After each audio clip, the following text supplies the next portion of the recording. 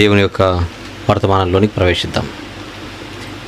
మమ్మల్ని మిక్కిలిగా ప్రేమించే మా ప్రియమైన పరలోకపు తండ్రి, మమ్మల్ని ప్రేమించి జగత్తు పునాది వేయబడకమునిపై మీ ఏర్పాట్లు ఉంచుకొని మీ చిత్త ప్రకారంగా ఈ లోకంలో గొప్ప జన్మను అనుగ్రహించి ఈ బ్రతుకులో మీ గురించి తెలుసుకునేటువంటి ధన్యతను, భాగ్యంను మాకు అనుగ్రహించినందుకు కృతజ్ఞతలు తండ్రి.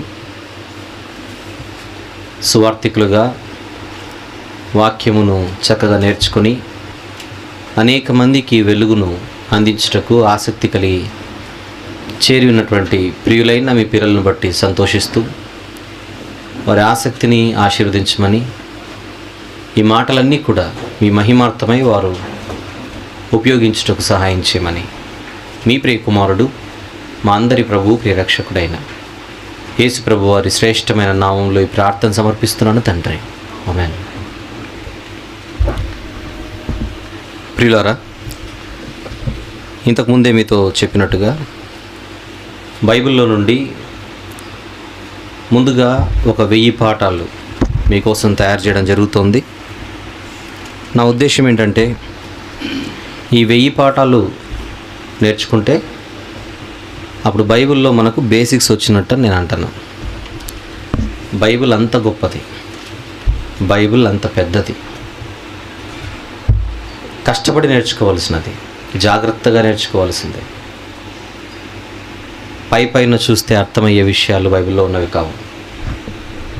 ఇంతవరకు మొదటి వర్తమానంలో చదువుట యందు జాగ్రత్తగాను ఉండాలి అంటున్నాడు ఒక దేవుని సేవకుడితో. ఆ జాగ్రత్త మనం తీసుకోకపోతే భయంకరమైన నష్టాన్ని చవి చూడవలసి వస్తుంది. లేఖనాలను అపార్థం చేసుకుంటే అది స్వకీయ నాశనం అని బైబిల్లో మనకు కనబడుతుంది. ఆ మాట చదివినప్పుడు మనం ఎంత జాగ్రత్తగా ఉండాలో మనం గ్రహించాలి. గనుక లోతైన సంగతులు మీరు వింటున్నప్పుడు మంచి ఏకాగ్రతతో మనసు పెట్టి, అన్నిటికంటే ముఖ్యంగా ఓపిక కలిగి, ఈ వేసవి కాలము ప్రవేశిస్తున్నప్పుడు మరింత ఇబ్బందిగా ఉంటుందని తెలిసినప్పటికీ మిట్ట మధ్యాహ్నం మాట్లాడుకుంటున్నాం. జాగ్రత్తగా మనం ఓపిక కలిగి నేర్చుకోవాలి. ఈరోజు ఈ 1000 పాఠాలలో ఒక పాఠం మీరు వింటున్నారు. ఈరోజు మన అంశం నిజమైన ద్రాక్షావల్లి, ద ట్రూ వైన్. ఈరోజు మన పాఠం నిజమైన ద్రాక్షావల్లి. హైదరాబాదులో యేసుప్రభు వారు మాట్లాడిన ఉపమానాలను వివరిస్తున్నాను. ఉపమానాలలోని ఉపదేశాలు అనేది దాని టైటిల్. అందులో సబ్ టైటిల్స్ ఉంటాయి. The parables of the lord Jesus అని ఇంగ్లీష్లో అంటాం. ఉపమానాలలోని ఉపదేశాలు అని మెయిన్ టైటిల్తో సబ్ టైటిల్స్గా ఎన్నో మీకు తెలియజేయడం జరిగింది. హోంవర్క్ ఏమని ఇచ్చానా లాస్ట్ మంత్ ఉపమానాల్లోని ఉపదేశాలకు సంబంధించి? మంచి సమరయుడు, మంచి గొర్రెల కాపరి, తప్పిపోయిన కుమారుడు, తప్పిపోయిన గొర్రె, పడిపోయిన నాణెం, ఇవన్నీ ఇప్పటికే వివరించాను. సుమారు ఒక 10 ఇప్పటికే వివరించడం జరిగింది. ఇది 11వదిగా భావించండి. ఆల్రెడీ అవి సీడీల రూపంలో ఉన్నాయి కనుక ఇది 11వదిగా భావించండి. ఉపమానాలలోని ఉపదేశాలనే సిరీస్లో ఇది 11వది. దీనికి సబ్ టైటిల్లే నిజమైన ద్రాక్షావల్లి. ఆలస్యం చేయకుండా జాగ్రత్తగా ఈ భాగంలోనికి ప్రవేశిద్దాం. అందరూ బైబిల్ తెరిచి యోహాను సువార్త 15వ అధ్యాయం. లోపల ఉన్న వారికి వినపడుతుంది కదండి. యోహాను సువార్త 15వ అధ్యాయం మొదటి వచనం చూద్దాం తెలుగులో. అందరూ చూస్తున్నారు కదా.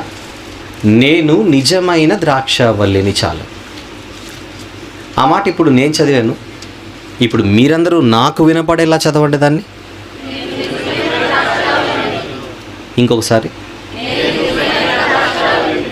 ఇంకొక్కసారి. చాలు. ఇలా మీరు ఒక 10 సార్లు చదివితే అక్కడ ఒక ప్రశ్న మీకు వచ్చేస్తుంది బయటికి. సీరియస్గా, నేను ద్రాక్షావల్లిని అనడం లేదు ప్రభు అక్కడ. నేను నిజమైన ద్రాక్షావల్లిని అంటున్నాడు. నిజమైన ద్రాక్షావల్లి అని ఎందుకు అనాలి? ద్రాక్షావల్లిని అనొచ్చుగా. అక్కడ నేను ఆ ప్రశ్న వేశాను. నేను నిజమైన ద్రాక్షావల్లిని అని ఆయన అన్నాడంటే ఖచ్చితంగా నిజము కాని ద్రాక్షావల్లి అంటూ ఏదో ఒకటి ఉండాలి. నిజము కాని ద్రాక్షావల్లి ఉన్నప్పుడే నిజమైన ద్రాక్షావల్లిని నేను అని ఆయన చెప్పవలసిన అవసరం ఏర్పడుతుంది. అర్థం చేసుకుంటున్నారా? త్వరపడి ముందుకు వెళ్లకుండా అక్కడ ఆగుదాం. బైబిల్లో యేసుప్రభు వారు కృత నిబంధనలో నిజమైన ద్రాక్షావల్లి అంటే నేను అని చెప్పుకోవాల్సిన అవసరం ఎందుకు ఏర్పడింది? ఇదంతా తెలియాలంటే ముందుగా ఆ సందర్భం చాలా అవసరం మనకు. ఇంతకీ ఈ ఉపమానాన్ని యేసుప్రభు వారు ఏ సందర్భంలో మాట్లాడుతున్నాడు, ఏ వాతావరణంలో ఆయన ఉన్నాడు, ఇంతకు ఆ ఉపమానాన్ని ఆయన ఎవరితో పంచుకుంటున్నాడు, ఇదంతా తెలియాలంటే ముందుగా ఆ సందర్భ పరిచయాన్ని మనం నేర్చుకుందాం. అది ఒక పండుగ కాలం, అది ఒక పస్కా పండుగ లేదా పులియని రొట్టెల పండుగ. ఈ పండుగల గురించి మీకు అవగాహన ఉంటే ఇశ్రాయేలీల పండుగలు ఇవి. సంవత్సరానికి ఒక్కసారి పస్కా పండుగ వస్తుంది. ఆబీబు నెలల్లో 14వ తేదీన. దాని మరుసటి దినం నుండి పులియని రొట్టెల పండుగలు మొదలవుతాయి. పస్కా మరియు పులియని రొట్టెల పండుగ సందర్భం ఇప్పుడు మనం మాట్లాడుకుంటున్న సందర్భం. యేసుప్రభు వారు భౌతికంగా ఉన్న ఆ పీరియడ్లో అది ఆయనకు చివరి పస్కా పండుగ. తర్వాత ఆయన శిలువ మరణానికి వెళ్ళిపోతున్నాడు. ఈ సందర్భాన్ని మనసులో పెట్టుకోండి. అట్ ద సేమ్ టైం ఆయన ఈ ఉపమానము చెప్పే సమయానికి ఇస్కరియోతు యూదా ఆయన విడిచి వెళ్ళిపోయాడు. అది కూడా మనసులో పెట్టుకోవాలి మీరందరూ. అందువలన ఆ సందర్భాన్ని జాగ్రత్తగా అర్థం చేసుకోవడానికి మనం 15వ అధ్యాయంలో ఉన్నప్పటికీ 12వ అధ్యాయం నుంచి చదువుకుంటూ వస్తేనే విషయం మనకు అర్థమవుతుంది. ముందే చెప్తున్నాను, ఇది ఒక బైబిల్ క్లాస్, ఒక స్పెషలైజ్డ్ క్లాస్. ఇది జనరల్ పబ్లిక్తో నేను మాట్లాడడం లేదు. I right are not? Public మీటింగ్లో గుంట గ్రౌండ్స్లో మాట్లాడడం లేదు నేను. వాక్యాన్ని ఇష్టపడి, వాక్యంపై ఆసక్తి కలిగి, వాక్యం ఏమైనా సరే నేర్చుకోవాలని అప్లికేషన్ ఇచ్చి ఎవరైతే ఇక్కడికి వచ్చారో వాళ్ళతో మాట్లాడుతున్నాను కనుక విషయాన్ని పరిపూర్ణంగా చెప్పే బాధ్యత నాది. ఏదో టూకీగా కట్టే కొట్టే తెచ్చే అన్నట్టు చెబితే దానివల్ల నేను అంత దూరం నుంచి ఇక్కడికి మీకోసం టైం స్పెండ్ చేయడానికి రావడంలో అర్థం లేదు. నేను ఎప్పుడు కూడా ఒక విషయం కోసం దానికి పరిపూర్ణంగా న్యాయం చేయాలన్న ఆలోచనతోనే ఉంటాను తప్పితే పర్లేదు 80% న్యాయం చేసి 20% మీరు గిట్టుబాటు చేసుకోండి లేదా మీరు అన్నట్టుగా ఉండదు. అంత కష్టపడతాను కనుక, అంత కష్టపడి నేను నేర్చుకుంటాను కనుక అది నేర్పించడానికి చేసే ప్రయత్నం. బైబిల్లో మనకు ఈ సత్యం అన్నది లోతుగా ఉన్నప్పుడు లోతుల్లోనికి వెళ్ళి నేర్చుకోవాలి. అందుకే నేను నొక్కి నొక్కి చెప్పాను, మీకు ఓపిక అవసరం. 5-10 నిమిషాల్లో చెప్పాలనంటే నేను బైబిల్ క్లోజ్ చేసి చెప్పేసి క్లోజ్ చేస్తాను. అలా కనుక జరిగితే ఒకనాడు పౌలు గారి ప్రయాణాలు ఈ గుంటూరులో ఉండేవి కాదు. కనుక బైబిల్ నేర్చుకుంటున్నప్పుడు ఎవరు కూడా ఇబ్బందిగా ఫీల్ అవ్వకండి.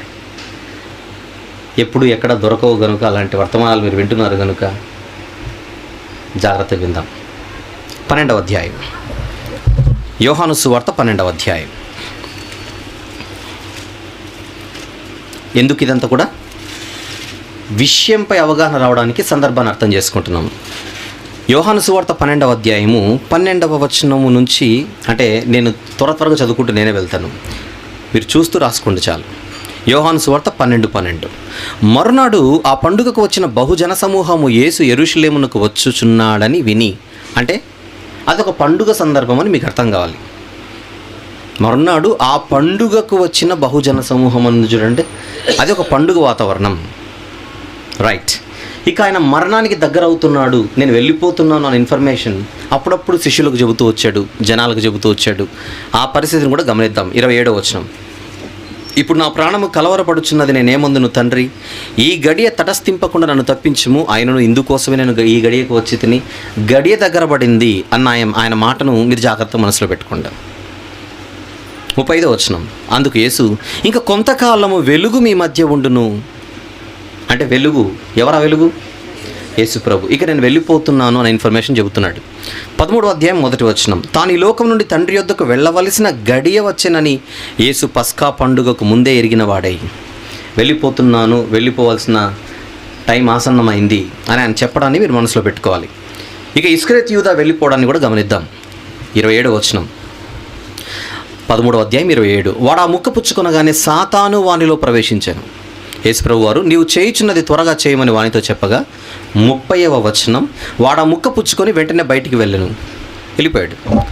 అన్నీ చదవట్లేదు, ముఖ్యమైన పాయింట్స్ మాత్రం చూపిస్తున్నాను. 31, వాడు వెళ్ళిన తర్వాత యేసు ఇట్లా, నేను ఇప్పుడు మనిషి కుమారుడు మహిమపరచబడి ఉన్నాడు అంటున్నాడు. 33వ వచనం, పిల్లలారా ఇక కొంతకాలం మీతో కూడా ఉందును, మీరు నన్ను వెదుకుదురు, నేను ఎక్కడికి వెళుదునో అక్కడికి మీరు రాలేరని నేను యూదులతో చెప్పిన ప్రకారం ఇప్పుడు మీతోనూ చెప్పుచున్నాను, శిష్యులతో. ఎప్పుడైతే శిష్యులతో ఆయన ఈ మాటలు చెబుతున్నాడో శిష్యులలో కలవరం మొదలైంది. అయ్యో ఇక ఉండడు ఆయన, వెళ్ళిపోతున్నాడు కదా, ఏంటి మా పరిస్థితి అని కలవరం చెందుతున్నారు. ఆయన వెళ్ళిపోయే ముందుగా మరొక ఆజ్ఞ ఇస్తున్నాడు. 24వ వచనం, క్షమించండి 34వ వచనం, మీరు ఒకరినొకరు ప్రేమింపవాలెనని మీకు ఈ కృతజ్ఞత ఇస్తున్నాను, నేను మిమ్మల్ని ప్రేమించినట్టే మీరును ఒకరినొకరు ప్రేమించవలెను, మీరు ఒకని ఎడల ఒకడు ప్రేమ గలవారైన ఎడల దీన్ని బట్టి మీరు నా శిష్యులని అందరూ తెలుసుకుందరు. వెళ్ళిపోయే ముందు ఇస్తున్నటువంటి వాల్యుబుల్ ఇన్స్ట్రక్షన్స్. ఆయన వెళ్ళిపోతున్నానని చెప్పగానే 14వ అధ్యాయం 1వ వచనంలో వాళ్ళ పరిస్థితిని మనం గమనించగలం. మీ హృదయంను కలవరపడనీయకుడి, దేవుని యందు విశ్వాసం ఉంచుచున్నారు, నా యందు విశ్వాసం ఉంచుడి, నేను వెళ్తాను మళ్ళీ తిరిగి వస్తాను అని భరోసా ఇస్తున్నాడు ఆయన. 14వ వచనం, 14వ అధ్యాయము 16వ వచనం, క్షమించండి 16వ వచనం, నేను తండ్రిని వేడుకుందును, మీ యొద్ద ఎల్లప్పుడూ ఉండుటకై ఆయన వేరొక ఆదరణకర్తను అనగా సత్యస్వరూపైన ఆత్మను మీకు అనుగ్రహించును. వెళ్ళిపోయిన తర్వాత అనాథలుగా మిమ్మల్ని వదలను, పరిశుద్ధాత్ముడు వస్తాడు అని చెబుతున్నాడు. అలాంటి సందర్భంలో యూదా ఇస్కరియోతు వెళ్ళిపోయిన ఆ సందర్భంలో, పండుగ వాతావరణంలో, చిట్ట చివరి పండుగ వాతావరణంలో, శిలువ మరణానికి దగ్గరవుతున్న ఆ సందర్భంలో 15వ అధ్యాయం 1వ వచనంలో ద్రాక్షావల్లి గురించి చెబుతున్నాడు. దాన్ని కూడా దాటుకొని నేను ఇంకొంచెం ముందుకు వెళ్తున్నాను. 16వ అధ్యాయం 5వ వచనం, ఇప్పుడు నన్ను పంపిన వాని యొద్దకు వెళ్ళుచున్నాను, నీవెక్కడికి వెళుచున్నావని మీలో ఎవడు నన్ను అడుగుటలేదు, కానీ నేను ఈ సంగతులు మీతో చెప్పినందున మీ హృదయం దుఃఖంతో నిండి ఉన్నది. అయితే నేను మీతో సత్యము చెప్పుచున్నాను, నేను వెళ్ళిపోవటం వలన మీకు ప్రయోజనకరము, నేను వెళ్ళని ఎడల ఆదరణకర్త మీ యొద్దకు రాడు, నేను వెళ్ళిన ఎడల ఆయనను మీ యొద్దకు పంపుదును అని చెబుతున్నాడు. 28వ వచనం, 16వ అధ్యాయం 28వ వచనం, నేను తండ్రి యొద్ద నుండి బయలుదేరి లోకమునకు వచ్చి ఉన్నాను, మరియు లోకమును విడిచి తండ్రి యొద్దకు వెళుతున్నానని పదే చెబుతున్నాడు. చూడండి ఆయన, దట్ ఈస్ వెరీ ఇంపార్టెంట్. ఇకపోతే ఇది చెబుతున్నది శిష్యులతో మర్చిపోకండి. ఈ శిష్యుల పరిస్థితి కూడా ఎలాగుందంటే, వీళ్ళు పరిపూర్ణంగా ట్రైనింగ్ కంప్లీట్ చేసిన వాళ్ళు కాదు. పేతురు గారి నుండి మిగిలిన భక్తులు ఎవరైతే ఉన్నారో 11 మంది, 12 మంది కాదు 11 మంది. యేసుప్రభు మాటలు పరిపూర్ణంగా గ్రహించే అంత సామర్థ్యము ఆ రోజుల్లో వాళ్ళకి లేదు. మనం 16వ అధ్యాయంలో ఉన్నాం. యేసుప్రభు ఇన్ని చెప్పిన తర్వాత వాళ్ళ రియాక్షన్ ఎలా ఉందో ఒకసారి చూడండి. 29వ వచనం, ఆయన శిష్యులు, ఇదిగో ఇప్పుడు నీవు గూఢార్థముగా ఏమీ చెప్పక స్పష్టంగా మాట్లాడుచున్నావు, సమస్తము ఎరిగిన వాడవనియు ఎవడునూ నీకు ప్రశ్న వేయనగత్యము లేదనియు ఇప్పుడు ఎరుగుదుము. 16వ అధ్యాయం వరకు ఇంకా వీళ్ళకు మ్యాటర్ కంప్లీట్గా అర్థం కాలేదు. ప్రభువా ఇప్పుడు నీ గురించి మాకు అర్థమవుతుంది అంటున్నారు వీళ్ళు. దేవుని యొద్ద నుండి నీవు బయలుదేరి వచ్చితివని దీని వల్ల నమ్ముచున్నామని ఇప్పుడు చెబుతున్నారేంటి? శిష్యుల పరిస్థితి కూడా మీకు అర్థం కావాలి. నేను నిజమైన ద్రాక్షావల్లిని ఆయన ఎందుకు వీళ్ళకు చెప్పవలసి వచ్చింది అని మనం ఆలోచిస్తే అసలు వీళ్ళ పరిస్థితి కూడా ఎలా ఉందో మీకు అర్థం కావడానికి ఇది చూపిస్తున్నాను. శిష్యులు కూడా అంత స్ట్రాంగ్గా ఉన్నట్టుగా మనకు అనిపించట్లేదు ట్రైనింగ్లో ఉన్నప్పుడు. అయితే యేసుప్రభు వారు ఏమంటున్నారు చూడండి, 31, యేసు వారిని చూసి, మీరు ఇప్పుడు నమ్ముచున్నారా? ఇప్పుడు కూడా మీరు నమ్ముతున్నారని నేను అనుకోవడం లేదు. ఎందుకంటే ఇదిగో మీలో ప్రతివాడును ఎవనింటికి వాడు చెదిరిపోయి నన్ను ఒంటరిగా విడిచిపెట్టు గడి వచ్చింది. ఇంకా నమ్మడం ఏంటి ఇక్కడ? గనుక వారి మీద యేసుప్రభు వారికి కూడా ఆ టైంలో అంత భరోసా లేదు, అంత బలంగా లేరు అనడానికి అదొక చిన్న సాక్ష్యం. శిష్యులు యేసుప్రభు వారు పునరుత్థానుడై లేచి వెళ్ళిపోయిన తర్వాత పరిశుద్ధాత్ముడు దిగిన తర్వాత బలపడ్డారు. అది ముందే ఎరిగిన వాడై ఆయన వచ్చేందరూ మీరు ఎక్కడికి వెళ్ళకని చెప్పాడు. యేసుప్రభు ముందే జాగ్రత్తలు చెప్పిన వాస్తవం మనకు తెలుసు. ఈ దేవాలయం పడగొట్టుడి 3 దినాల్లో తిరిగి నేను కడతానన్నాడు. కానీ ఆ మాట ఆయన చెప్పింది తన శరీరం గురించి అని ఆ శిష్యులకు ఎప్పుడు అర్థమైందంటే ఆయన చనిపోయి తిరిగి లేచిన తర్వాత. అది శిష్యుల పరిస్థితి. నేను నిజమైన ద్రాక్షావల్లిని శిష్యులకు ఎందుకు చెప్పాడని తెలియాలంటే శిష్యుల పరిస్థితి కూడా మీకు అర్థం కావాలి. ఇక 17వ అధ్యాయం మనకు తెలుసు. చేయుటకు నీవు నాకు ఇచ్చిన పనిని పూర్తి చేసి నేను భూమి మీద నేను మహిమపరిచితని ప్రార్థన చేస్తున్నాడు తండ్రికి, అయిపోయింది టైం అని. ఇక 18వ అధ్యాయం మొదటి వచనం చూస్తే, యేసు ఈ మాటలు చెప్పి తన శిష్యులతో కూడా కెద్రోను వాగు దాటిపోయాను, అక్కడ ఒక తోట ఉండేను, అక్కడికే యూదా ఇస్కరియోతు సైనికులు తీసుకొని వస్తాడు. గెత్సెమనే తోటది. పిక్చర్ అర్థమైంది కదా మీకు? ఇప్పుడు ఎక్కడి నుంచి వచ్చాం మనము? 12 నుండి 18వ అధ్యాయం వరకు వచ్చాము. ఆ 12 నుండి 18 వరకు వస్తేనే అది చివరి గడియలోని మనకు అర్థమయ్యాయి. శిలో మరణానికి అతి సమీపాన యేసుప్రభు వారు ఉన్నట్టుగా అర్థమైపోయింది. ఇక వెళ్ళిపోయే సమయము గడియ దగ్గర పడినప్పుడు యేసుప్రభు వారు చెప్పారు, నేను నిజమైన ద్రాక్షావల్లి నేను. ఎవరితో చెప్పాడు ఇదంతా? శిష్యులతో చెప్పాడు. ఎంతమంది శిష్యులతో చెప్పాడు ఇది? 12 కాదు, 11 అని నంబర్ గుర్తుపెట్టుకోవాలి మీరు.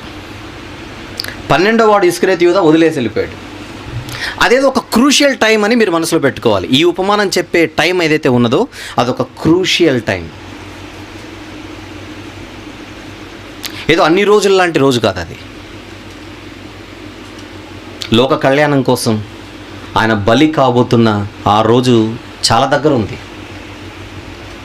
ఇంట్లో పెళ్లి జరుగుతున్నాడు, పెళ్లి రోజు దగ్గర అయ్యే కొద్దీ హడావుడి పెరుగుతుంది. ఇంట్లో ఏది జరుగుతున్నా కూడా ఒక ముఖ్యమైన కార్యక్రమం జరిగే ముందుగా టైం గడియ దగ్గరకు వచ్చే కొద్దీ ఇంట్లో వాళ్ళ హడావుడి ఎక్కువ అవుతుంది. అలాంటి పరిస్థితే పెళ్ళి కాదు కానీ అదొక చావు, అదొక మరణం. భౌతికంగా శాశ్వతంగా వారిని వదిలిపోయే సమయం ఆసన్నమైంది. ఈ టైంలో ఆయన శిష్యులతో నిజమైన ద్రాక్షావల్లిని నేను అని అంటున్నాడు. ఇందాక చెప్పాను మీకు, నిజమైన ద్రాక్షావల్లి నేను అని అంటున్నాడనంటే ఆల్రెడీ వాళ్ళకు తెలిసిన ద్రాక్షావల్లి అంటూ ఏదో ఒకటి ఉండాలి. ఇది మనసులో పెట్టుకోవాలి. ఎవరికి? శిష్యులకు తెలిసిన ద్రాక్షావల్లి అంటూ ఏదో ఒకటి ఉండాలి. అది వారికి తెలుసు అని యేసుప్రభు ఎరిగి, వీళ్ళకు తెలిసిన ద్రాక్షావల్లి అంటూ ఏదో ఒకటి ఉన్నది కనుక అది కాదు నిజమైన ద్రాక్షావల్లి. నిజమైన ద్రాక్షావల్లి అంటే నేను అని ఆయన చెప్పుకోవలసిన అవసరం ఏర్పడిందని నేను అంటాను. లేకపోతే నేను ఒక ద్రాక్షావల్లి అని చెప్పుకోవచ్చు. ఆయన అసలు నిజమైన అనే పదమే ఆయన వాడాల్సిన అవసరం లేదు. అంతేనా? మీరు చిన్నప్పటి నుంచి ద్రాక్షావల్లి ఉపమానం ఎన్నోసార్లు వినింటారు, పాట కూడా పాడారు, ద్రాక్షావల్లిని నేను తీగలు మీరని. కానీ ఇందులో ఉన్న పాఠం మనం లోతులోనికి వెళితేనే బయటకు వస్తుంది. మిమ్మల్ని అందరినీ అక్కడ తీసుకొని వెళ్తాను ఈరోజు. ఇప్పుడు ప్రశ్న ఏంటంటే, నిజంగా శిష్యులకు మరొక ద్రాక్షావల్లి తెలుసా? తెలిస్తే ఆ ద్రాక్షావల్లి ఏ ద్రాక్షావల్లి, అది ఎక్కడుంది? ఇది మనకు తెలియాలి. ఇది తెలియాలంటే శిష్యుల యొక్క ప్రొఫైల్ కూడా మనం జాగ్రత్తగా ఆలోచిస్తే, వీరిలో పాత నిబంధనపై అంతో ఇంతో అవగాహన ఉన్న వాళ్ళు వీళ్ళందరూ కూడా. పాత నిబంధన ప్రవచనాలపై లేదా పాత నిబంధనలో ఉన్న సమాచారంపై అంతో ఇంతో నాలెడ్జ్ కలిగిన వాళ్ళే ఇక్కడ ఉన్న శిష్యులందరూ కూడా. అది మీరు మనసులో పెట్టుకోగలిగితే, పాత నిబంధన అని నేను అన్నాను కనుక ఈ పాత నిబంధనపై శిష్యులకు అంతో ఇంతో అవగాహన ఉన్నది అని కూడా నేను చెబుతున్నాను కనుక ఇప్పుడు చెబుతున్నాను విషయం. పాత నిబంధనలో ఆల్రెడీ ఒక ద్రాక్షావల్లి ఉంటుంది. ఇది మనసులో పెట్టుకోవాలి మీరు. పాత నిబంధనలో ఆల్రెడీ ఒక ద్రాక్షావల్లి కనపడుతుంది మనకు బైబిల్లో. ఆ ద్రాక్షావల్లి గురించి శిష్యులకు ఖచ్చితంగా అవగాహన ఉంది. అవగాహన ఉన్నది కనుకనే యేసుప్రభు వారు ఆ ద్రాక్షావల్లిని మనసులో పెట్టుకొని నిజమైన ద్రాక్షావల్లి నేను అని చెప్పవలసిన అవసరం ఏర్పడింది. మనం ఇంకొంచెం ముందుకు వివరణలోకి వెళ్ళేసరికి ఇలాంటి ద్రాక్షావల్లులు చాలా కనపడతాయి. కానీ ముందుగా క్రొత్త నిబంధనలో యేసుప్రభు వారు ద్రాక్షావల్లి నేనంటున్నాడు. పాత నిబంధనలో ఉన్న ద్రాక్షావల్లి అంటూ ముందుగా వెతుకుదాం. ఈ పాత నిబంధనలో ఇశ్రాయేలు జనాంగం ఒకటి ఉందని తెలుసు. విందాం జాగ్రత్తగా. ఈ ఇశ్రాయేలు జనాంగం ఒకప్పుడు ఐగుప్తు బానిసత్వంలో ఉంది. ఈ ఐగుప్తు బానిసత్వంలో ఉన్న ఇశ్రాయేలు జనాంగాన్ని దేవుడు తన బాహుబలం చేత రక్షించాడు. ఆ రక్షించడాన్ని ఎంతోమంది ప్రవక్తలు ఎన్నో విధాలుగా వర్ణించారు. ఆ వర్ణనలో ఒక గొర్రెల మందను కాపరి నడిపించినట్టుగా అరణ్య మార్గాన ఇశ్రాయేలు మందను దేవుడు కాపరిగా నడిపించాడని ఒక వర్ణన ఉంది బైబిల్లో. అంతేనా? పాత నిబంధనలో దేవుడు కాపరిగా కనపడతాడు. అందుకే కొన్ని కీర్తనలలో యెహోవా నాకు కాపరి, నాకు లేమి కలుగదు. అంటే పాత నిబంధనలో దేవుడు కాపరిగా కనపడుతున్నాడు. కానీ కాపరిగా మాత్రమే గాక అదే దేవుడు వ్యవసాయకుడిగా కూడా కనపడతాడు అదే పాత నిబంధనలో. ఎలా అంటే ఏ ఇశ్రాయేలు జనాంగాన్ని అయితే ఆయన మందగా తోలుకొని వచ్చాడో బయటికి, అదే సందర్భాన్ని మరొక వర్ణన ఎలా ఉంటుందంటే, ఆయన గొర్రెల మందగా కాకుండా ఒక నాటిన చెట్టును తీసుకొని లేదా ఒక చెట్టును తీసుకొని ఎక్కడ నుండి ఐగుప్తులో నుండి ఒక చెట్టును తీసుకొని పాలు తేనెలు ప్రవహించే ఒక మంచి దేశమున ఆ చెట్టును నాటిన వ్యవసాయకుడిగా కూడా ఈ దేవుడు కనపడతాడు. దేవుణ్ణి ఎన్ని విధాలుగా పాత నిబంధనలో వర్ణించారు చెప్పండి? 1 కాపరిగా, 2 వ్యవసాయకుడిగా. కాపరిగా అని అనుకున్నప్పుడు ఇశ్రాయేలు జనాంగాన్ని గొర్రెలుగా మీరు చూడాలి. అదే వ్యవసాయకుడిగా అని మీరు అన్నారనుకోండి, వ్యవసాయకుడిగా అని దేవుడిని చూసినప్పుడు ఇశ్రాయేలు జనాంగాన్ని మీరు ఎలా చూడాలి? ఒక మొక్కగాను లేదా ఒక చెట్టుగాను మీరు చూడాలి. ఐగుప్తులో నుంచి ఒక చెట్టును తీసుకొని వచ్చి ఒక మంచి దేశాన, ఒక మంచి భూభాగాన ఆయన నాటాడు అని కూడా పాత నిబంధనలో దేవుని వర్ణించారు. కొన్ని మాటలు మనం జాగ్రత్తగా ఆలోచిస్తే బైబిల్లో, ప్రత్యేకించి ఎర్ర సముద్రం చీల్చిన తర్వాత వాళ్ళు బయటికి వచ్చిన తర్వాత ఆ అద్భుతాన్ని చూసి నిజంగా మోషే గారు కానీ ఇశ్రాయేలు కానీ ఒక కీర్తన పాడతారు వెలుగెత్తి. ఏంటి? దేవుణ్ణి కీర్తిస్తూ ఆయనను మహిమపరుస్తూ ఎలుగెత్తి పడిన ఈ కీర్తనలో వాళ్ళకు మాట అంటారు. జాగ్రత్తగా చూద్దాం ప్లీజ్. నిర్గమకాండము 15వ అధ్యాయం. నిర్గమకాండము 15వ అధ్యాయం 17-18 వచనాలు చూద్దాం. 17-18. నీవు నీ ప్రజను తోడుకొని వచ్చేదవు యెహోవా, నీ స్వాస్థ్యమైన కొండ మీద నా ప్రభువా, నీవు నివసించుటకు నిర్మించుకొనిన చోటను నీ చేతులు స్థాపించిన పరిశుద్ధాలయమందు వారిని, ఎవరిని? ఇశ్రాయేలీయులను నిలువబెట్టేదవు. అంటే భవిష్యత్తు ఉంది ఇశ్రాయేలీలకి. ఈ ఎర్ర సముద్రాన్ని చీల్చడం చూసిన తర్వాత, అడ్డొచ్చిన సముద్రాన్ని ఆయన చీల్చి నడిపించిన ఘనత ఆయన ముందున్నప్పుడు ఇశ్రాయేలుని ఆయన నిలబెట్టడు అనడం అనేది పొరపాటు అవుతుంది. ఖచ్చితంగా ఇశ్రాయేలు జనాంగాన్ని మీరు నిలబెడతారని వీళ్ళు కీర్తనలో వారి విశ్వాసాన్ని వ్యక్తం చేశారు. ఇకపోతే ఈ జనాలను నిలబెట్టడమే కాకుండా, నిలబెట్టడం అనే పదాన్ని మీరు జాగ్రత్తగా చూడండి. నిలబెట్టుట అనేదే కాకుండా మరొక పదాన్ని కీర్తనకారుడు ఏం రాస్తున్నాడో చూద్దామా ప్లీజ్. 44వ కీర్తన. కీర్తనల గ్రంథంలో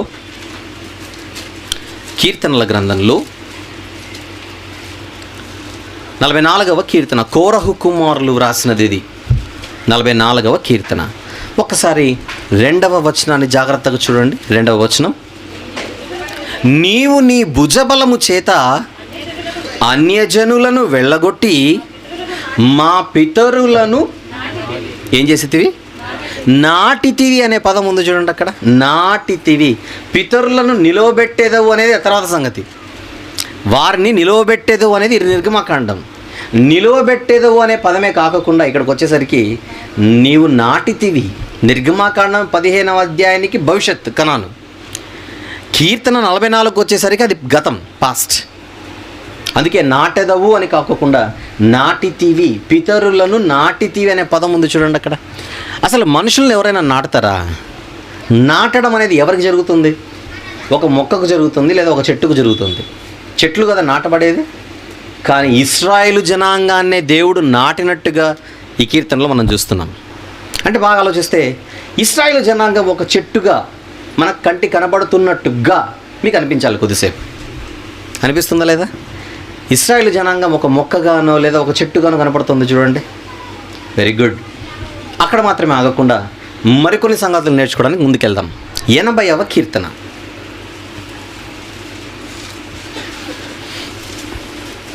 80వ కీర్తన. ఇది ప్రవక్త అయిన ఆసాపు గారు రాసిన కీర్తన. మొదటి వచనం చూద్దాం. 80వ కీర్తన మొదటి వచనం. ఇశ్రాయేలునకు కాపరి. కాపరి అంట దేవుడు. ఎవరిక్కడ? కాపరి. చెవియొగ్గుము మందవలే యోసేపును నడిపించువాడా. దేవుడు ఇక్కడ కాపరిగా కనపడుతున్నాడు. మరి 44వ కీర్తనలో నాటాడు అన్నప్పుడు కాపరిగా కనపడుతున్నాడా, మీకు వ్యవసాయకుడిగా కనపడుతున్నాడా? నాటడం అనేది చేసేది ఎవరు? వ్యవసాయకుడు. ఇశ్రాయేలునేమో ఇక్కడ మందగా చూపిస్తున్నాడు భక్తుడు. అదే భక్తుడు ఆసాపు గారు అదే కీర్తనలో ఒక్కసారి 8వ వచనంలో ఏమంటున్నాడు చూడండి. 80వ కీర్తన 1వ వచనం మొదలు 8కి రండి. నీవు ఐగుప్తులో నుండి ఒక ద్రాక్షావల్లిని తెచ్చితివి. ఇక్కడ బయటపడుతోంది ఒక ద్రాక్షావల్లి. అవునా? నేను మిమ్మల్ని అడుగుతున్నాను, ఎప్పుడు తెచ్చాడు ద్రాక్షావల్లి? నేను ఎప్పుడు చూడలేదు. 10 కమాండ్మెంట్స్ అని ఒక మూవీ తీశారు. అందులో దేవుడు చెట్టు ఎత్తుకొని వచ్చినట్టు ఎవరైనా చూసారా? కానీ భక్తుడు అంటున్నాడు, నీవు ఐగుప్తులో నుండి ఒక ద్రాక్షావల్లిని తెచ్చితివి. మన పాఠం ఏంటి? నిజమైన ద్రాక్షావల్లి కృత నిబంధనలో కనపడుతుంది. కానీ బైబిల్లో వెదిగితే మరొక ద్రాక్షావల్లి ఈరోజు బయటపడింది. అది పాత నిబంధనలో కనపడుతున్న ద్రాక్షావల్లి, అది ఐగుప్తులో నుంచి తేయబడిన ద్రాక్షావల్లి. నీవు ఐగుప్తులో నుండి ఒక ద్రాక్షావల్లిని తెచ్చితివి. నెక్స్ట్, అన్యజనులను వెళ్ళగొట్టి దాన్ని నాటితివి. నాటాడా? ఎవరిని నాటాడు? ద్రాక్షావల్లిని నాటాడు. నాటింది ద్రాక్షావల్లి అని 80వ కీర్తనలో చూస్తున్నాం. నాటింది పితరులను అంటున్నాడు 44వ కీర్తనలో. అంతేనా? 44వ కీర్తన 2వ వచనం మళ్ళీ చదవండి, ఇది క్లోజ్ చేయకుండా. 44వ కీర్తన 2వ వచనం మళ్ళీ చదవండి, ఇది క్లోజ్ చేయకండి. అమ్మా, నీ భుజబలము చేత అన్యజనులను వెళ్ళగొట్టి మా పితరులను నాటితివి అన్నాడు అక్కడ. ఇప్పుడు ఇక్కడ అన్యజనులను వెళ్ళగొట్టి, అదే 8వ వచనం. ఇప్పుడు 80వ కీర్తన, అన్యజనులను వెళ్ళగొట్టి ద్రాక్షావల్లిని నాటితివి. ఇప్పుడు మీకు పిక్చర్ క్లియర్ అయిపోయింది. ద్రాక్షావల్లి అంటే ఎవరో చెప్పండి? పాత నిబంధనలో ఇశ్రాయేలు జనాంగం. అంటే పాత నిబంధనలో ఆల్రెడీ ఇశ్రాయేలు జనాంగం ఒక ద్రాక్షావల్లిగా కనపడుతోంది.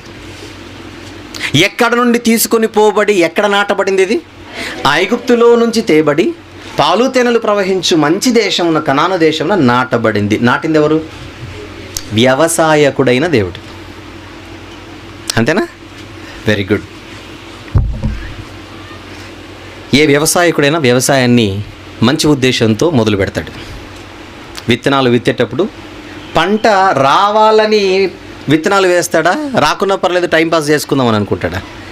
పంట రావాలనే విత్తనాలను విత్తుతాడు ఒక వ్యవసాయకుడు. ఒక మొక్క నాటాడంటే ఎవరైనా కూడా ఆ మొక్క నాటినప్పుడు ఏ వ్యక్తి అయితే ఆ మొక్క నాటుతాడో అది ఫలించాలని ఎన్ని జాగ్రత్తలు తీసుకోవాలని అని జాగ్రత్తలు తీసుకుంటాడు. నాటడంతో అయిపోతుందా చెప్పండి? వ్యవసాయకుడు ఐగుప్తులో నుంచి ఇక్కడ తెచ్చి ఈ ద్రాక్షావల్లిని నాటాడనంటే దానికి ఎన్ని జాగ్రత్తలు తీసుకుని ఉంటాడు చెప్పండి?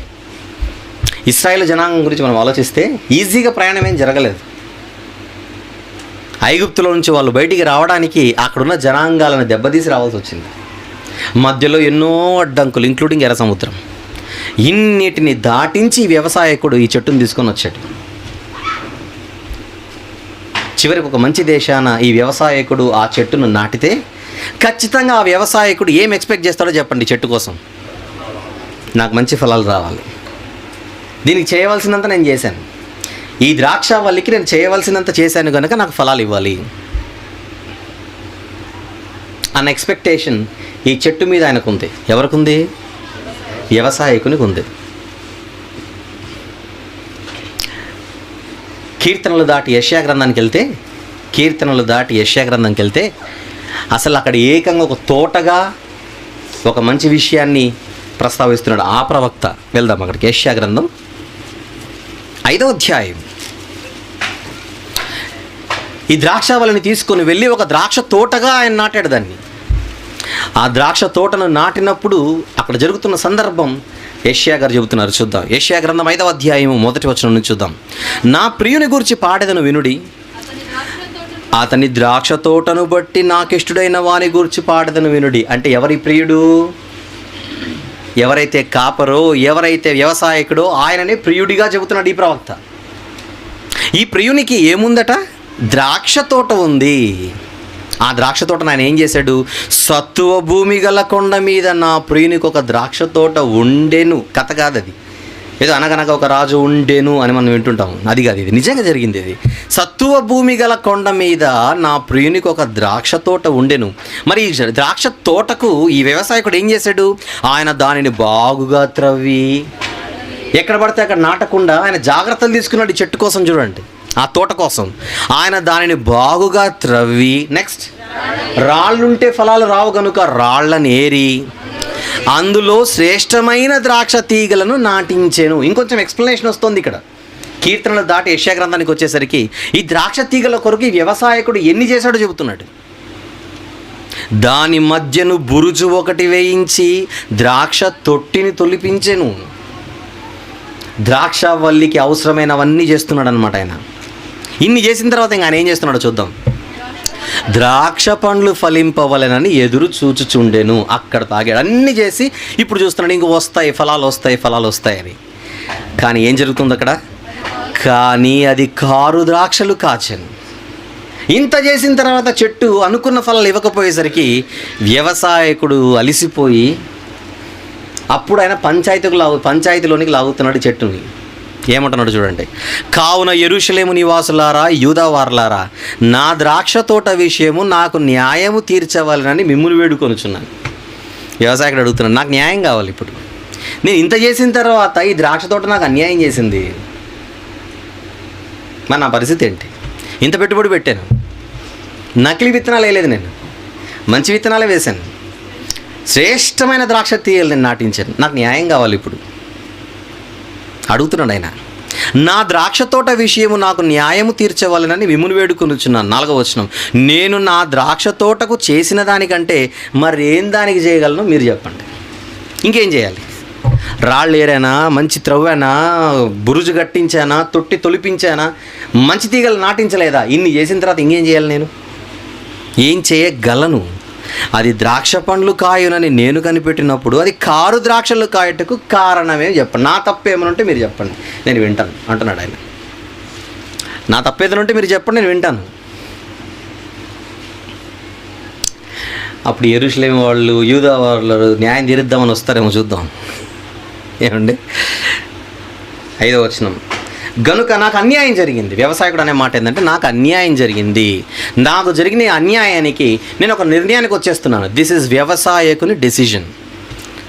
నేను ఒక నిర్ణయం, ఈ ద్రాక్ష తోటమే ఒక డెసిషన్ తీసుకుంటున్నాను. ఇప్పుడు ఏంటది? 5వ వచనం. ఆలోచించుడి, నేను నా ద్రాక్ష తోటకు చేయబోవు కార్యమును మీకు తెలియజెప్పేదను. నా డెసిషన్ వినాలి ఇప్పుడు మీరు. నేను అది మేసివేయబడినట్లు దాని కంచెను కొట్టివేసేదను. చాలు నీకు ఒక దండం అంటున్నాడు. తోటతో చెట్టుకు దండం అని చెప్తున్నాడు ఆయన. అవసరం లేదు ఇక నీవు, నీకోసం ఇంత ప్రొటెక్షన్, నేను భద్రతగా నేను కంచెను వేసాను, తీయించేస్తాను, ఇక కంచె అవసరం లేదు నీకు. అది త్రొక్కబడినట్లు దాని గోడను పడగొట్టి దాన్ని పాడు చేసేదను. అది శుద్ధి చేయబడదు, పారతో త్రవ్వబడదు. దానిలో గచ్చ పొదలను బలురకస చెట్లను బలిసి ఉండును. దాని మీద వర్షింపవలదని మేఘంలోకి ఆజ్ఞయిస్తాను. అంత కఠినమైన నిర్ణయం తీసుకున్నాడు. ఇప్పుడు వీళ్ళందరూ ఎవరు ప్రభు, ఎక్కడుంది ప్రభు అని ద్రాక్ష తోట అంటే కింద చెబుతున్నాడు. ఇశ్రాయేలు వంశము సైన్యములకు అధిపతియగు యెహోవా ద్రాక్ష తోట. మీరే ఆ తోట అంటున్నాడు దగ్గరకు వస్తే. యూదా మనుష్యులు ఆయనకిష్టమైన వనం. యూదా మనుష్యులు ఆయనకిష్టమైన వనం. ఇశ్రాయేలు జనాంగం లేదా ఇశ్రాయేలు వంశమే నాకిష్టమైన ద్రాక్ష తోట. కానీ ఈ ద్రాక్ష తోట నాకు అన్యాయం చేసింది.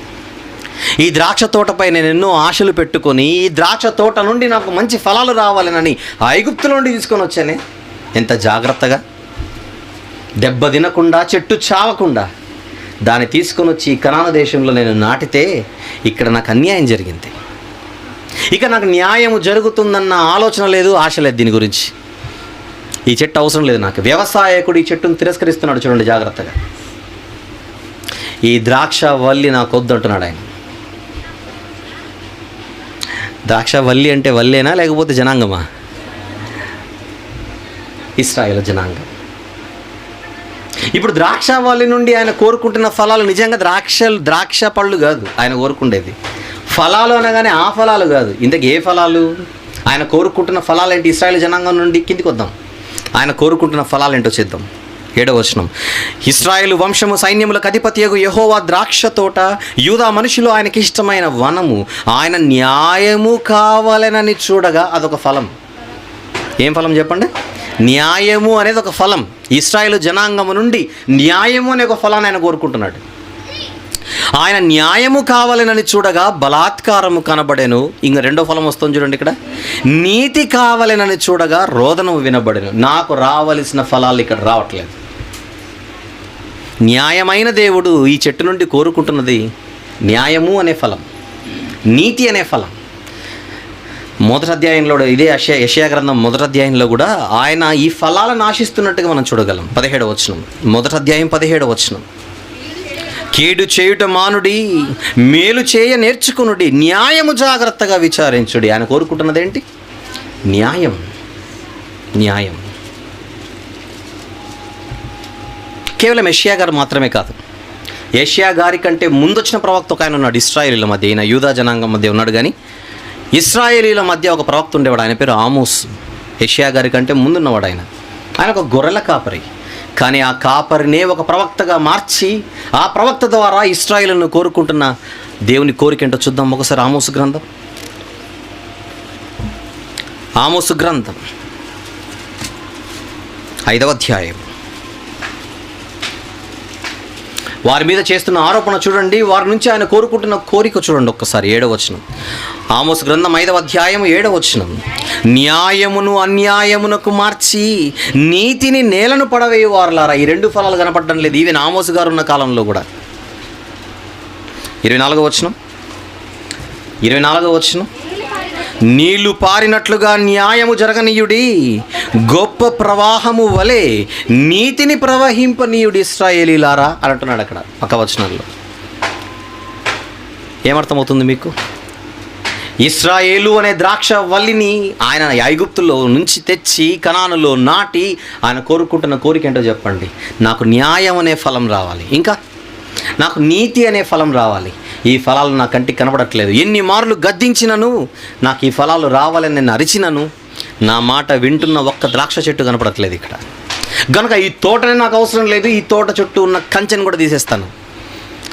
తిరస్కరింపబడుతున్న ద్రాక్షవల్లి ఇది, అవునా? కానీ ఇశ్రాయేలీలు మాత్రం దేవుని కోపాన్ని అర్థం చేసుకోవడం లేదు. ఈ వ్యవసాయకుని ఆవేదన అర్థం చేసుకోవట్లేదు.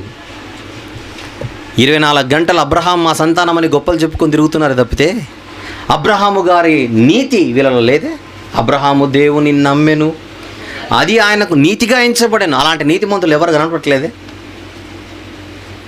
చెట్టు పేరు చెప్పి కాయలు అమ్ముకుంటున్నారు తప్పితే అబ్రహాం గారి పేరు చెప్పి. కానీ ఏంటి మీ గొప్పతనం? అన్ని జనులను వెళ్ళగొట్టి మీకు స్థానాన్ని ఇస్తే ఆ స్థానాన్ని నిలబెట్టుకునే తత్వం లేదా ఇశ్రాయేలీలకి? పైపెచ్చు ఆశలు పెట్టుకున్న వ్యవసాయకునికి అన్యాయం చేస్తుంది చెట్టు. అందువలన దేవుడు ఈ ద్రాక్ష వలని తిరస్కరించేశాడు. చాలా సందర్భాల్లో దెబ్బతీశాడు జాగ్రత్తని.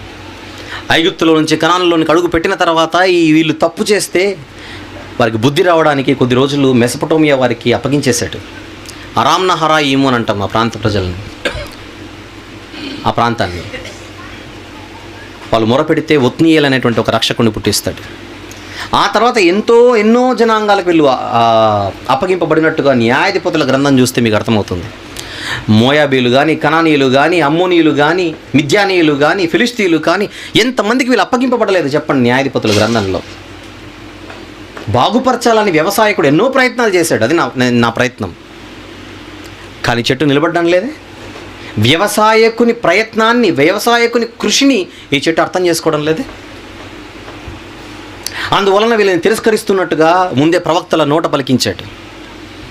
2 జనాంగాలుగా డివైడ్ అయిపోయిన తర్వాత చివరికి అషూరు చెరలోనికి ఇశ్రాయేలు వెళ్ళిపోతే బబులోను చెరలోనికి యూదులు వెళ్ళిపోతున్నారు. కానీ అంతకు ముందే చెప్పాడు, జాగ్రత్త జాగ్రత్త జాగ్రత్త.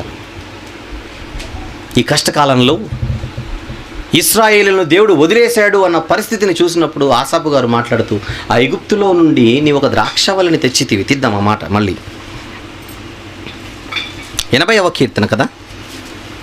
ఐగుప్తులో నుంచి నీ ఒక ద్రాక్షవల్లి తెచ్చి అన్యజనులను వెళ్ళగొట్టి 8వ వచనం దానిని నాటితివి. ఇంకా కిందికి వెళితే ఈ చెట్టు గురించి మరికొంత సమాచారం బయటపడుతుంది. దానికి తగిన స్థలము సిద్ధపరచితివి, దాని వేరు లోతుగా పారి అది దేశమంతటా వ్యాపించెను. నువ్వు అన్ని కరెక్టే చేసావు ప్రభువా. దాని నీడ కొండలను కప్పెను, దాని తీగలు దేవుని దేవదారు వృక్షములను ఆవరించెను, దాని తీగలు సముద్రం వరకు వ్యాపించను. అంటే దీవించాడు అనడానికి ఇదంతా వర్ణన. యూఫ్రటీస్ నది వరకు దాని రెమ్మలు వ్యాపించెను. త్రోవను నడుచు వారందరూ దాన్ని తెంచివేయునట్లు దాని చుట్టూనున్న కంచెలను నీవేళ పాడు చేసేటివి. ఇప్పుడు పరిస్థితి బాగలేదు. యెషయా గ్రంథంలో చెప్పాడుగా తీసేస్తానని. అప్పటికే ప్రవక్తకు అర్థమైపోయింది పరిస్థితి బాగలేదని. అడవి పంది దాన్ని పెకిలించుచున్నది, పొలములోని పశువులు దాన్ని తినివేయుచున్నవి. 14 సైన్యములకు అధిపతి వగు దేవా, ఆకాశములో నుండి మరలా చూడుము, ఈ ద్రాక్ష వల్లిని దృష్టించుము. నీ కుడి చేయి నాటిన మొక్కను కాయము, నీ కొరకు నీవు ఏర్పరచుకున్న కొమ్మను కాయము. పరిస్థితి బాగలేదు, నాకు అర్థమైపోయింది. నీవు వదిలేసావు, నాటింది నీవే, వదిలింది నీవే. ఇంకొక్కసారి చూడవా అని అడుగుతున్నాడు ప్రవక్త. ఈ ద్రాక్ష వల్లిని నీవు నాటిన కొమ్మను మరొకసారి చూడు అంటున్నాడు. కొమ్మ అనగానే కొమ్మ కాదని ఫుట్ నోట్లో ఏముంది అక్కడ? కుమారుడు. ఎవరి కుమారుడు? ఇశ్రాయేలు జనాంగం. నిర్గమకాండం 4వ అధ్యాయం 22వ వచనంలో ఇశ్రాయేల్ గురించి ఏముందో చూడండి ఒక్కసారి. నిర్గమకాండం 4వ అధ్యాయం 22వ వచనం ప్లీజ్. నిర్గమకాండం 4వ అధ్యాయం 22వ వచనం. అప్పుడు నీవు ఫరోతో, ఇశ్రాయేలు నా కుమారుడు, నా జ్యేష్ఠపుత్రుడు అని వారికి బిరుదునిచ్చాడు. అంతేనా? ఇక్కడ కొమ్మ అనగానే కొమ్మ కాదు. కీర్తనల గ్రంథంలో కుమారుడు ఇశ్రాయేలు నా జ్యేష్ఠపుత్రుడు. ఇశ్రాయేలు ఒక ద్రాక్షావల్లి. కానీ ఈ ద్రాక్షావల్లి చెడిపోయింది. చెడిపోయిన ద్రాక్షావల్లి గురించి వ్యవసాయకుడు ఆరోపణలు చేస్తున్నాడు. ఈ ఆరోపణలకు చెట్టు దగ్గర సమాధానమే లేదే. ఈ చెట్టు గురించి సమాధానము చెప్పి ఈ చెట్టు మంచిదని వాదించడానికి ఒక న్యాయవాది దొరకట్లేదు. ఎందుకంటే అక్కడ ఉన్నదంత అన్యాయం. ఒకసారి కోరహు కుమారులు రాసిన కీర్తన మనం చదువుకున్నాం, ఆసాపు గారు రాసింది చూసాం, యెషయా గారు రాసింది చూసాం, ఈవెన్ ఆమోసు గారు కూడా చెప్పిన మాట మనం చూసాం, నాకు న్యాయం కావాలి, నీతి కావాలని. ఇక ఇర్మియా గారు ఏమంటున్నారో చూద్దాం. ఈ ద్రాక్షావల్లి గురించి ఇర్మియా గారు ఏమంటున్నారో చూద్దాం. 2వ అధ్యాయం. యెషయా గారి తర్వాత వచ్చిన ప్రవక్త ఆయన. తరాలు మారుతున్నా, ప్రవక్తలు మారుతున్నా, వారందరి నోట దేవుడు పలికిస్తున్న మాట మాత్రం ఒక్కటే. ఇర్మియా గ్రంథం ప్లీజ్. 2వ అధ్యాయం 21వ వచనం చూద్దామా. 21వ వచనం. శ్రేష్టమైన ద్రాక్షావల్లి వంటి దానిగా నేను నిన్ను నాటితిని, కేవలము నిక్కమైన విత్తనము వలని చెట్టు వంటి దానిగా నిన్ను నాటితిని, నాకు జాతిహీనపు ద్రాక్షావల్లి వల్లే నీవెట్లు భ్రష్ట సంతానమైతివి. తరాలు వేరు, మర్చిపోకండి. యెషయా గారి తరం వేరు, ఇర్మియా గారి తరం వేరు. దగ్గర కాలం అయినప్పటికీ ఆయన తర్వాత వచ్చిన ప్రవక్త. ప్రవక్తలు మారుతున్న పరిస్థితులలో ఏమైనా మార్పు వచ్చిందంటే మార్పు రావట్లేదే. ద్రాక్షవల్లి మీద ఆరోపణలు చేస్తూనే ఉన్నారు ఎవరు? ప్రవక్తలు. ఓవరాల్గా మనకు అర్థం కావాల్సింది, పాత నిబంధనలో ఒక ద్రాక్షవల్లి ఉంది, అది దేవుడే నాటాడు ఐగుప్తు నుంచి తెచ్చి. కానీ ఆ ద్రాక్షవల్లి చెడిపోయి ఫలాలు ఇవ్వలేని ఒక భయంకరమైన చెట్టుగా కంటికి కనపడుతుంది. ఇది పాత నిబంధనలో ఉన్న ద్రాక్షావల్లికి సంబంధించిన సమాచారం. అప్పుడు దేవుడు ఈ ద్రాక్షావల్లిని నేను తిరస్కరిస్తున్నాను అని చెబుతూనే మరొక నిర్ణయాన్ని కూడా అదే ప్రవక్తల ద్వారా తెలియజేశాడు. అర్థం చేసుకుందాం. పాత నిబంధనలో ఏ దేవుడైతే ఈ ఇశ్రాయేలు జనాంగం అనే ద్రాక్షావల్లిని నేను వదులుతున్నాను అన్నాడో అదే ప్రవక్తల నోట మరొక నిర్ణయాన్ని కూడా భవిష్యత్తును గురించి చెప్పాడు. మిమ్మల్ని వదిలేస్తానంటే వదిలేస్తాను, కానీ మీకు కూడా ఒక భవిష్యత్తు ఉంది. ఆ భవిష్యత్తును మరోలా నేను మీకు ఇస్తాను. మరోలా మీకు ఇవ్వాలంటే నా కొత్త నిర్ణయాన్ని మీరు స్వాగతించాలి. 2 నిర్ణయాలు పాత నిబంధనలో ఈ వ్యవసాయకుడు తీసుకున్నాడు. 1, ఈ ద్రాక్షావల్లిని వదలడం. 2వ నిర్ణయం, ఈ ఇశ్రాయేలీయులకు మంచి రోజుల్ని మరోలా ఇవ్వడం. నేను తిరస్కరించినప్పుడు తలదించండి, నేను మిమ్మల్ని బాగుపరచడానికి తీసుకుంటున్న మరొక నిర్ణయాన్ని కూడా మీరు స్వాగతించాలి. ఆ నిర్ణయమే ఇదే ప్రవక్తల ద్వారా తెలియజేశాడు. ముందుకెళ్దాం. ఇర్మియా గ్రంథంలోనే ఉన్నారు మీరు, 2వ అధ్యాయంలో ఉన్నారు. ఈ ద్రాక్షావల్లిని ఆయన తిరస్కరిస్తున్నట్టుగా చెబుతూ అదే ఇర్మియా గారి ద్వారా ఆయన చెబుతున్న మరొక మాట చూద్దాం. 23వ అధ్యాయంలో. ఇర్మియా గ్రంథం 23వ అధ్యాయం 5, 6 వచనములు జాగ్రత్తగా చూద్దామా. 5వ వచనం చాలు. యెహోవా ఈలాగు ఆజ్ఞ ఇచ్చుచున్నాడు, భవిష్యత్తు ఒకటి ఉంది, అది రాబో కాలం. అది ఆ రాబో దినములలో నేను దావీదునకు నీతి చిగురును పుట్టించెదను. ఈ చెట్టును వదిలి మరొక చిగురు నేను పట్టుకుంటాను. అంతేనా? ఎవరి దావీదు గారు? ఇశ్రాయేలు జనాంగంలో ఆయన ఒకడని మర్చిపోకండి. ఇశ్రాయేలు జనాంగాన్నే ఒక చెట్టుగా పాత నిబంధనలో చూపిస్తూ ఆ చెట్టునే వదిలేసి ఆ చెట్టులోని ఒకదాన్ని మాత్రం పట్టుకొని, అంటే దావీదు గారిని, ఆ దావీదులో నుండి ఎవరిని పుట్టిస్తా నేను? మామూలు చిగురు కాదు, అది నీతి చిగురు. నేను కోరుకున్న ఫలమే నీతి అయితే ఆ నీతి అన్నది చిగురులో నుంచి వచ్చేస్తుంది. అది నీతి చిగురు. నీతి చిగురును పుట్టించేదను. చిగురు అనగానే చిగురు అనుకోకుండా అతడు అన్నాడు ఇమీడియట్గా. అంతేనా? అతడు రాజై పరిపాలన చేయును, అతడు వివేకముగా నడుచుకొనుచు కార్యము జరిగించును, భూమి మీద నీతిని న్యాయమును జరిగించును. నీతి న్యాయములు అన్నాడు అక్కడ. ఏ నీతి ఏ న్యాయం అనే ఈ ఫలాలు నాకు దొరకలేదో ఈ చెట్టు నుండి ఒక నీతి చిగురును పుట్టించి ఆ చిగురు నుంచి నేను తెచ్చుకుంటాను నీతి న్యాయములు అనే ఫలాలు. అది గ్యారంటీ, పక్కా గ్యారంటీ. ఇక్కడ నుంచి నాకు దెబ్బతినింది కనుక నా పెట్టుబడిక మీకు పెట్టను. చిగురు కాదు, మళ్ళీ చిగురు అనుకోకండి, అతడు అన్నాడు. మళ్ళీ అతడు ఒక రాజుగా దావీదుకు నీతి చిగురుగా వచ్చినది ఎవరు అని అడిగితే ప్రకటన గ్రంథంలో ఉన్న ఈ మాట మీరు చూడాలి. 22వ అధ్యాయం ప్రకటన గ్రంథం 22వ అధ్యాయం 16వ వచనం ప్లీజ్. 16వ వచనం. సంఘముల కోసం ఈ సంగతులను గురించి మీకు సాక్ష్యం ఇచ్చుటకు యేసు అను నేను, ఆయనే మాట్లాడుతున్నాడు, యేసు అను నేను నా దూతను పంపి ఉన్నాను. నేను దావీదు వేరు చిగురును సంతానమును ప్రకాశమానమైన వేకువ చుక్కయునై ఉన్నాను. నేనే. ఎవరు నేను? చిగురు నేనే. అవునా? ఇర్మియా గారి ద్వారానే 2వ అధ్యాయంలో ఈ ద్రాక్షవల్లి భ్రష్ట సంతానం అయిపోయింది అన్నాడు. 23వ అధ్యాయానికి వచ్చేసరికి మరొక చిగురు నేను పుట్టిస్తానని చెప్పాడు. భవిష్యత్తులో మీకు ఆశలు ఉన్నాయి. భవిష్యత్తు గురించి మీరు ఆశలు పెట్టుకోవచ్చు. కాకపోతే మరొక పద్ధతి ద్వారా మిమ్మల్ని బాగుపరుస్తాను. ఈ చెట్టు ఉద్దిక. ఈ చెట్టు గురించి మీరు గొప్పలు చెప్పుకోకండి. అతిశయించేవాడు ఎవడు కూడా ఈ వంశం గురించి అతిశయించకూడదు. మీరు నాది రూబేను వంశమనో, నాది బెన్యామీను వంశమనో, నాది షిమ్యోను వంశమనో, నాది లేవి వంశమనో, పలానా గోత్రమని చెప్పుకొని అబ్రహామును బట్టి మీరు అతిశయించకండి. ఇక అబ్రహాముకు నీకు చాలా తేడా ఉంది. కానీ మీకు ఒక భవిష్యత్తు అయితే ఇస్తాను, భరోసా. అది మరొక చిగురు ద్వారా ఇస్తాను. ఇక ఎవరైనా కూడా ఆశలు పెట్టుకోవాలంటే ఆ చెట్టు దగ్గరికి వెళ్ళండి, లేదా ఆ చిగురు దగ్గరికి వెళ్ళండి. అది పాత నిబంధనలను చెప్పుకొచ్చేట. ఇర్మియా గారి గ్రంథంలో చూసాం. మరి యెషయా గ్రంథం కూడా వెళ్దాం. 11వ అధ్యాయం. యెషయా గారు 5వ అధ్యాయంలో ద్రాక్ష తోట చెడిపోయిందని చెప్పిన ఆయన 11వ అధ్యాయంలో ఏం భరోసా ఇస్తున్నాడో చూడండి. 1వ వచనం. యెషయి మొద్దు నుండి చిగురు పుట్టును. తర్వాత చదవండి కింద. తర్వాత 10వ వచనం. ఆ దినమున ప్రజలకు ధ్వజముగా నిలుచుచుండు యెషయి వేరు చిగురునొద్ద జనములు విచారణ చేయును. ఎవరి గురించి ఇదంతా? యేసుప్రభు గురించి ఆయన ప్రవక్త మాట్లాడుతూ అనేక చోట్ల ఆయన దగ్గర న్యాయం దొరుకుతుందని చెప్పడానికి ఎక్కడెక్కడ ఆయన మాట్లాడారో ఈ వచనాలు రాసుకోండి దయచేసి. 42వ అధ్యాయం యెషయా గ్రంథం 1 నుండి 7 వచనములు. యెషయా గ్రంథం 42వ అధ్యాయం 1 నుంచి 7 వచనములు ఏమండి మీరు రాసుకోండి. కాకపోతే 1వ వచనాన్ని మాత్రం చదువుతున్నాను. ఇదిగో నేను ఆదుకొను నా సేవకుడు, నేను ఏర్పరచుకొనినవాడు, నా ప్రాణమునకు ప్రియుడు, అతని యందు నా ఆత్మను ఉంచి ఉన్నాను. అతడు అన్యజనులకు న్యాయము కనుపరుచును. ఏం కనుపరుస్తాడట ఆయన? న్యాయము కనుపరుస్తాడు.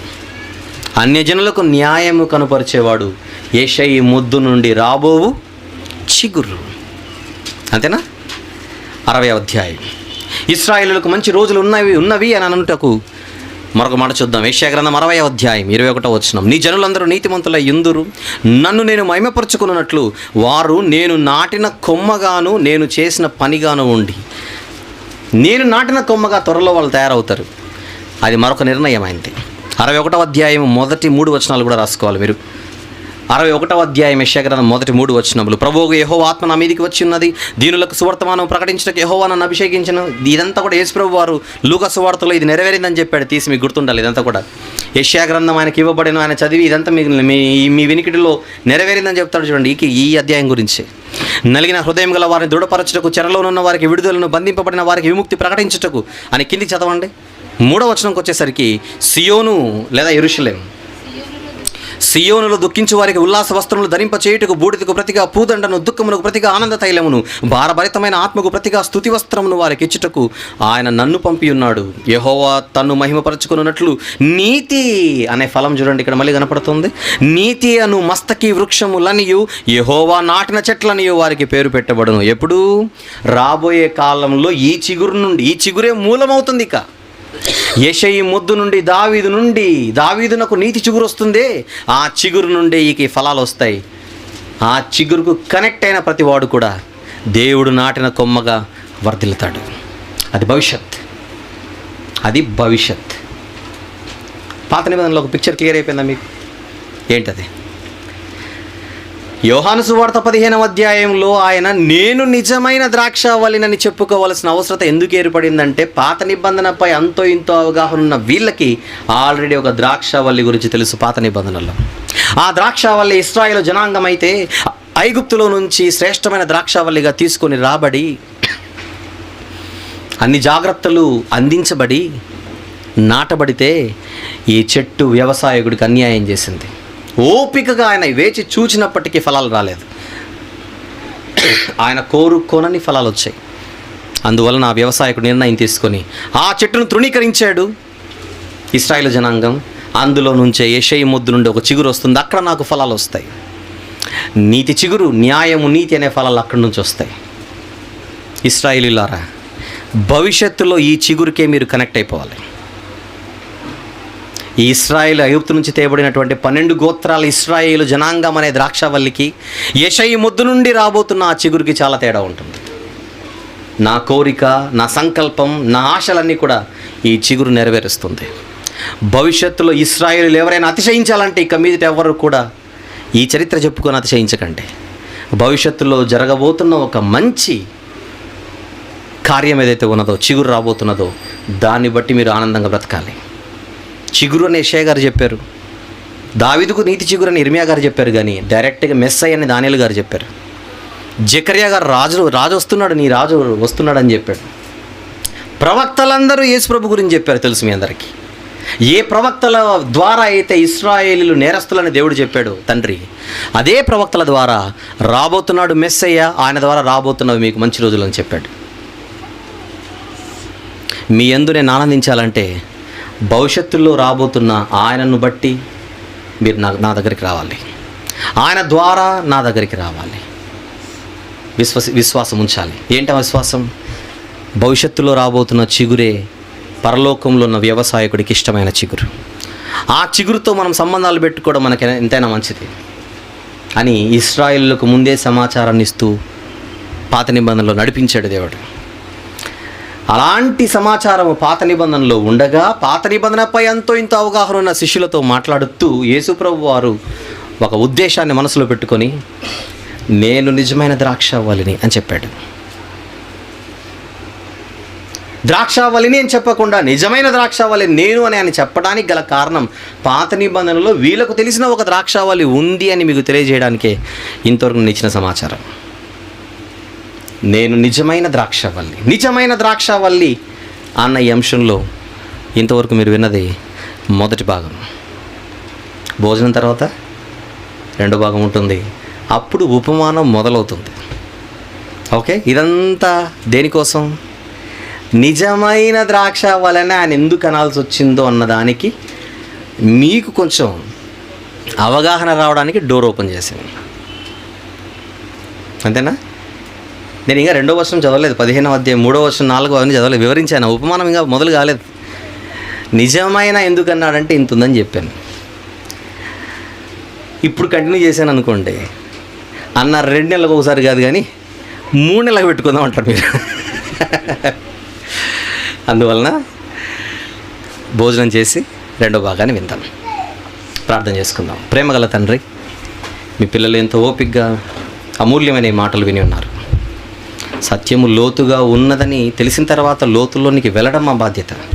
వెళుతున్నాం తండ్రి. ఖచ్చితంగా నేర్చుకోవాలి. ఇవన్నీ కూడా నేర్చుకున్నప్పుడే సత్యాలు బయటకు వస్తాయి.